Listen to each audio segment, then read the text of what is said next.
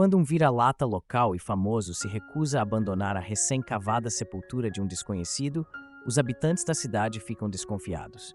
E quando os policiais a abrem, descobrem algo horripilante, causando-lhes um susto memorável em uma manhã de terça-feira.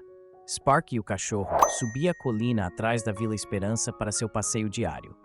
Mesmo sendo um vira-lata, ele se sentia seguro na pequena vila onde nada acontecia e as pessoas jamais mudavam. Ao chegar à borda da floresta de pinheiros, ele hesitou. Homens desconhecidos cavavam no cemitério, algo incomum. Ele permaneceu nas sombras, observando. Os homens baixaram uma caixa grande na cova, a preencheram, colocaram uma lápide improvisada e foram embora apressados. Algo na cena deixou Sparky inquieto. Certificando-se de que os homens haviam ido, ele desceu ao cemitério, cheirou ao redor e foi até a sepultura fresca. Foi então que percebeu o motivo de sua inquietação. Algo terrível acontecia ali e ele precisaria de ajuda. Ao mesmo tempo, sentia uma necessidade absoluta de ficar com a sepultura, que precisava de sua proteção. Como ele chamaria um humano? Felizmente, uma humana viria até ele por vontade própria. Catherine Milner adorava a viagem até a cidade. Ausente por quase um ano, tudo dentro dela rejubilava ao retornar. Enquanto dirigia, planejava seu dia. Primeiro visitaria o cemitério para conversar com o túmulo de sua mãe. Sentir a presença dela mesmo após 5 anos de sua morte a reconfortava. Catherine avistou Sparky antes de ser vista por ele. Sparky, chamou. O pequeno cachorro fora seu melhor amigo quando partiu para a universidade. Questionava-se se ele ainda lembraria. Como resposta à pergunta, ele correu até ela, latiu, deu algumas voltas como se perseguisse o próprio rabo e pulou em suas pernas. Catherine o acariciou e tentou pegá-lo, mas Sparky não permitiu. Latiu 2 vezes, balançou a cabeça e voltou para onde estava. Estava tentando lhe dizer algo. Catherine, curiosa, se aproximou, mas Sparky mudou. Latindo e rosnando quando ela se aproximava, não era agressivo. Era um rosnado que dizia, "Não se aproxime mais, Catherine." Perplexa, viu que a sepultura em que Sparky estava era recente. Não fazia sentido, pois a lápide pertencia a Timothy Clearwater e datava de 1953. "O que é, garoto?" Catherine perguntou, com a curiosidade aguçada. O comportamento de Sparky não mudou. Ele permaneceu firme, rosnando quando ela se aproximou e balançando o rabo quando ela recuou. Jogaram esse jogo até Catherine, mais confusa, decidir passar um tempo com o túmulo de sua mãe. Sparky a observou o tempo todo, sem se afastar da sepultura. Pouco antes das 15 horas, Catherine dirigiu-se à cidade, parou no café da praça principal e compartilhou com as pessoas sobre Sparky, a sepultura e a lápide dos anos 50. O silêncio se instalou e as mulheres mais velhas trocaram olhares significativos. Timothy Clearwater, esse é um nome que não ouço há muito tempo, disse uma mulher. Outra acrescentou, ele morreu nos anos 50. O que Sparky estaria fazendo em uma sepultura antiga como essa? Catherine balançou a cabeça. A sepultura é fresca, disse ela, mas a lápide pertence a um homem que morreu há mais de 50 anos. Estou perguntando por que não faz sentido para mim. As mulheres mais velhas agora a observavam. Fresca, exclamou uma mulher. As outras murmuraram entre si. Catherine acenou com a cabeça. A terra na sepultura estava solta, como se tivesse sido cavada não mais do que alguns dias atrás. Asseguraram a ela que ninguém havia sido enterrado na cidade há mais de um mês, então talvez Sparky a tivesse cavado. Os habitantes ficaram indignados com o suposto desrespeito do vira-lata e prometeram levar uma flor a Timothy Clearwater na próxima visita ao cemitério. Em seguida, voltaram a se concentrar em Catherine e suas aventuras na cidade grande. Enquanto isso, a 500 milhas de distância, em St. John's, James Carpenter enfrentava o pior dia de sua vida. Homem feito por si mesmo, fundara uma das principais empresas de software do mundo, construindo um império ao longo de muitos anos.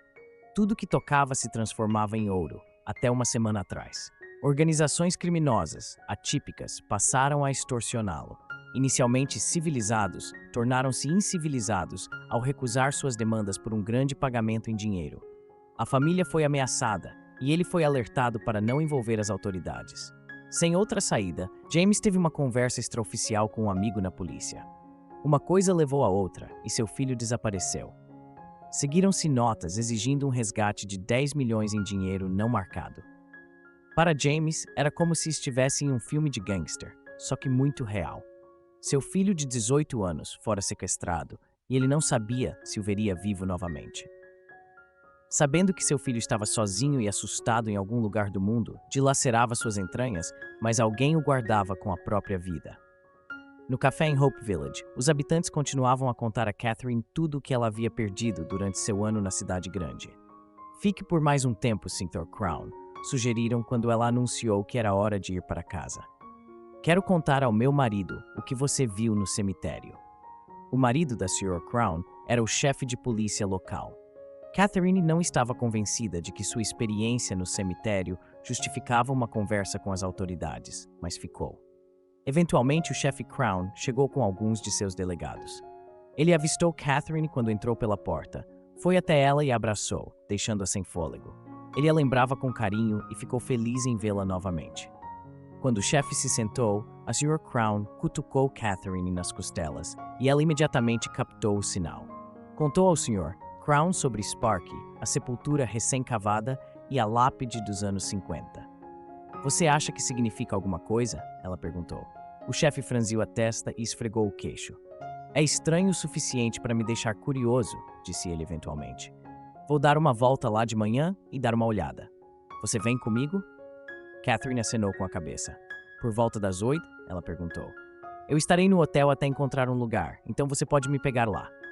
Ela não se importava em voltar ao cemitério, especialmente quando isso lhe dava outra oportunidade de visitar sua falecida mãe. Porém, ela não sabia que sua mãe não era a única que a esperava. Sparky estava com sede e faminto, mas não conseguia se afastar da sepultura. Ele sabia que algo lá dentro precisava de sua ajuda, mas não sabia o que fazer. Simplesmente sentou-se e ficou de guarda. A lua se moveu pelo céu, o vento aumentou um pouco, e os coiotes uivaram mais fundo nas colinas, mas Sparky permaneceu como um sentinela solitário, silenciado contra o céu noturno. Catherine e o chefe chegaram ao cemitério pouco depois. Na manhã seguinte, dirigiram-se diretamente ao local que Catherine havia indicado e encontraram Sparky exatamente onde estivera no dia anterior. Assim como naquela ocasião, ele pulou e seguiu diretamente para ela.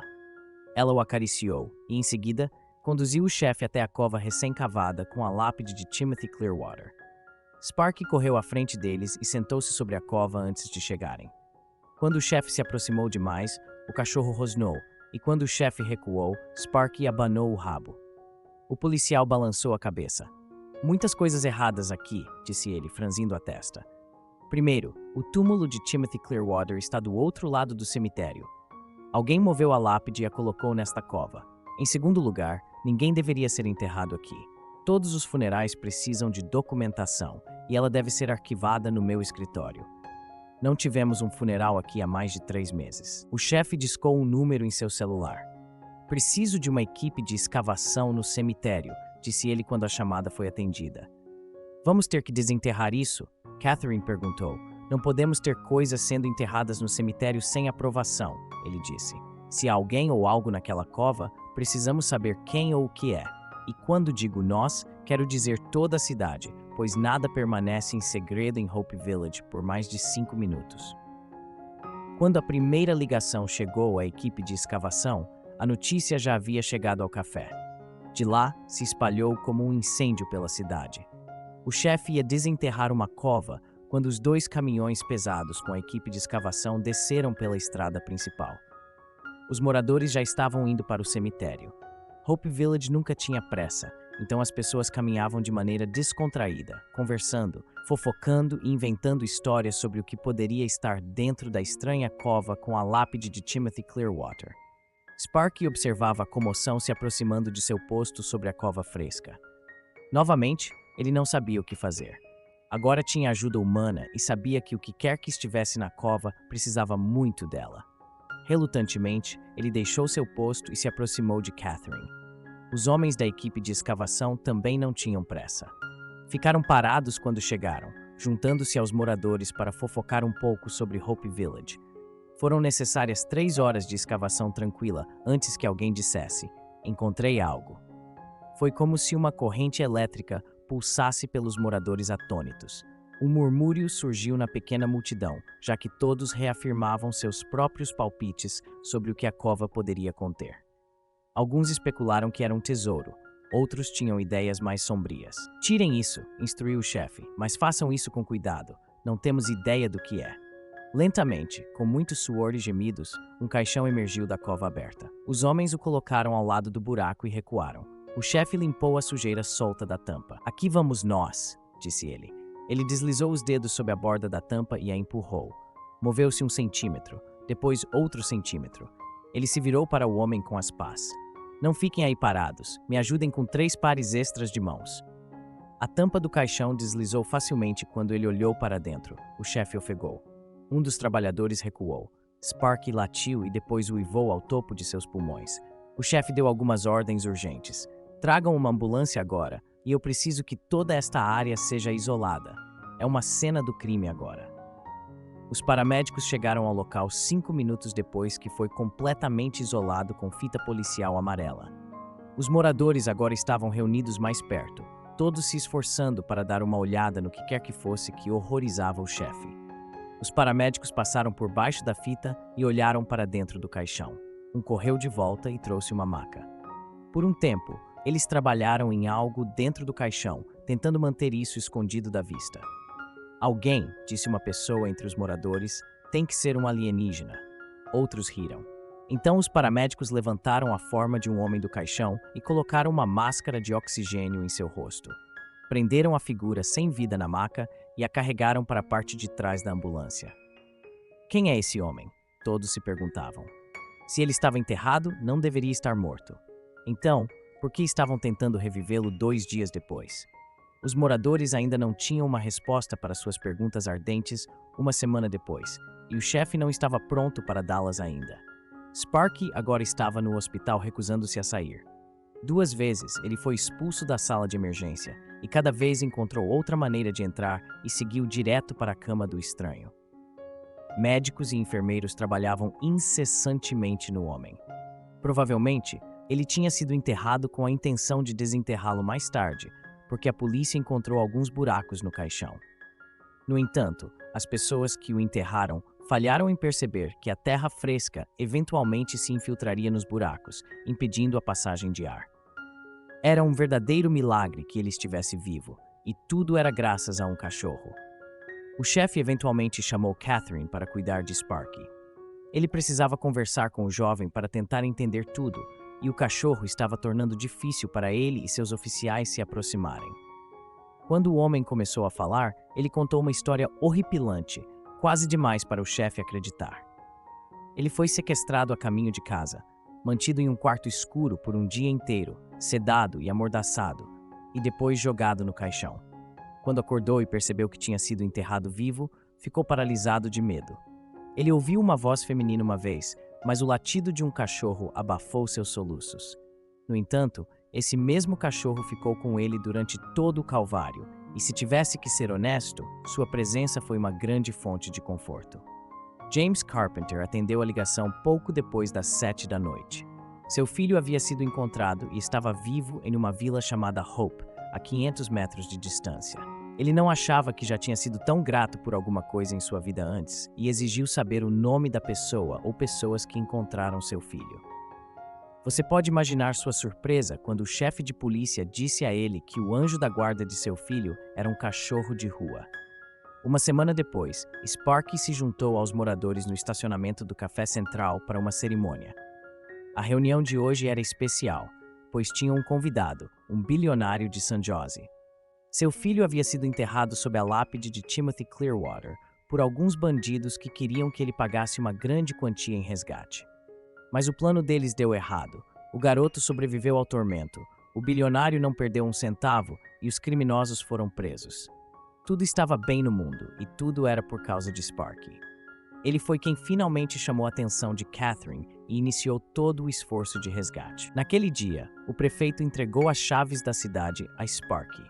Até onde ele sabia, disse ele aos moradores em seu discurso, era a primeira vez na história que um cachorro recebia as chaves de qualquer cidade nos Estados Unidos. Em seu discurso de agradecimento, James fez outro anúncio. Ele estava doando 10 milhões para a Vila de Hope para um centro de recreação, mas o dinheiro veio com uma condição.